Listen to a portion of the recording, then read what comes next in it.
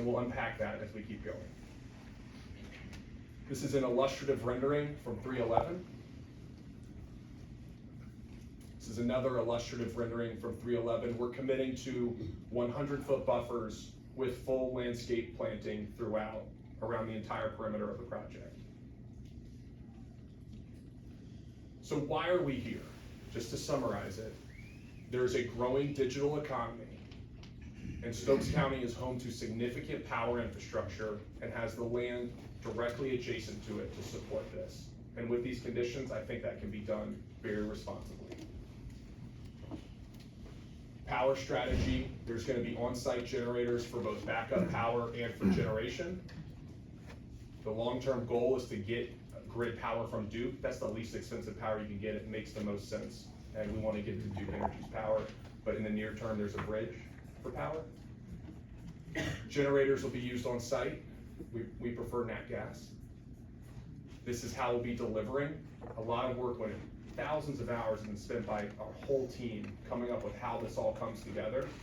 And Blues Creek already has a nat gas line to it, which will be extended to the project.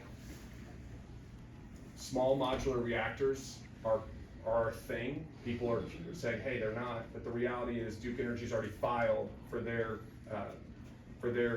small SMR, small modular reactors, and they want to put them next door. So Duke Energy is submitted, as I said here, and electric rate impacts for Project Delta. So this is really important, and I just want to make sure we all hear this. People are very concerned that data centers will drive up power rates. Data centers keep power rates affordable and going up a lot less than if it were just no data centers at all. Because when you have a giant data center that is paying a very large amount per year, they shoulder a considerable amount of the fixed cost that it takes to run our grid. There's a lot. So the Winston-Salem Journal on January 9th ran this quote from Duke Energy, which says, large load customers help lower the cost for all customers by spreading fixed service expenses across a broader customer base. Here for CMMC. Yeah, so at all our data centers, we use closed loop systems, so we use air-cooled chillers. We use, there's water-cooled chillers, which is where I think this conception comes through, where it uses evaporation to cool the water. We're using air.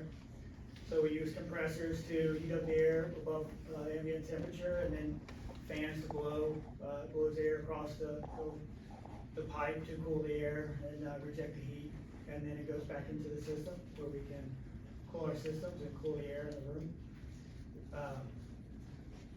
So once the loop is filled up, it's fully enclosed, and we're not using water from the county or from the city. Thank you. For the purposes of cooling. Some data centers in the past get a bad rap for using millions of gallons a day. And part of this rezoning is being very clear that we are using a closed loop system that we fill up one time. Whether we fill it up with municipal water or truck it in, the means and methods really don't matter. We will fill it up one time, cap it, and keep using it to operate this safely, responsibly. This is a huge environmental benefit to the project, and it runs with the land. It's in the conditions that are in front of you. We also will work with Stokes County Water to get 50 to 100,000 gallons per day for sewer and for watering the landscape buffer that we were putting around this project. So that's really important, and we'll pay for 100% of those upgrades ourselves. We are not asking other people to pay. We will be paying for it. They may benefit because there are people nearby that may want to be on municipal water, but we will pay for 100% of these and bring it to the project. And this is a will serve letter from Stokes County saying if we pay for 100%, that there is the availability of water to serve, which I think is important.